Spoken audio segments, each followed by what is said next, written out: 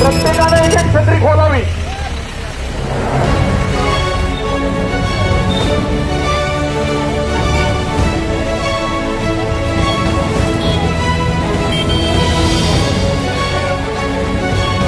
एक छत्री खोला सर्वांनी।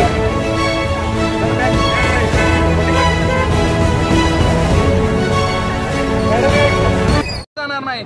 सगळ्या जाचक अटी हे नियम डावलून 1982-84 ची जी काही योजना आहे पेन्शनची, जी जशी आहे तशी लागू करावी, यासाठी आज महाराष्ट्रातील 35 जिल्ह्यामध्ये महाराष्ट्रभर हे आज आंदोलन होतंय। येणाऱ्या काळामध्ये आणखी हा मोठ्या प्रमाणामध्ये लढा 19 लाख कर्मचारी लढणार आहेत आणि उभारणार आहेत। त्यासाठी मोर्चे असतील, अधिवेशनामध्ये आम्ही वेगवेगळे आवाज उठवलेला आहे। अनेक आमदार त्या ठिकाणी मागणी करतायत, परंतु शासन सकारात्मक निर्णय घेत नाहीये।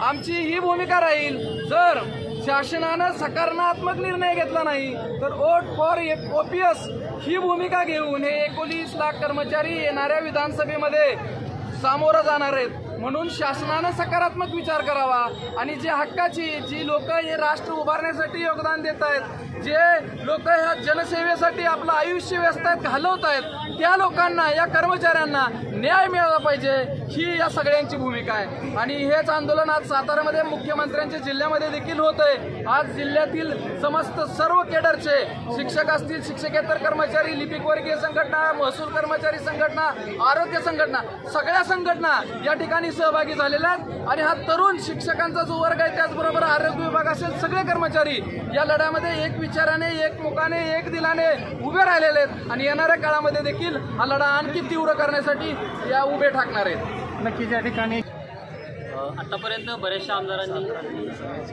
सातारा जिल्ह्यातील सर्व आमदारांनी आम्ही निवेदन दिलेलं आहे त्यांना। त्यानंतर परवा दिवशीच आमच्या राज्याध्यक्ष नितेश खांडेकर सरांनी त्यांच्या कार्यकारिणीनं माननीय मुख्यमंत्र्यांना निवेदन दिलेलं आहे की लवकरात लवकर आम्हाला ही जुनी पेन्शन योजना आपण लागू करावी, नाहीतर ह्या कर्मचाऱ्यांचा जो रोष आहे तो आपणाला खूप भारी पडेल। आणि जसं तर्टे सरांनी सांगितलं की 19 लाख कर्मचाऱ्यांचा हा रोष आहे, त्यांची मागणी आहे की आम्हाला जुनी पेन्शन योजना लागू करावी। जर शासनानं आमची मागणी मान्य केलेली नाही तर ह्याचा जो परिणाम आहे तो नक्कीच शासनाला भोगावा लागेल।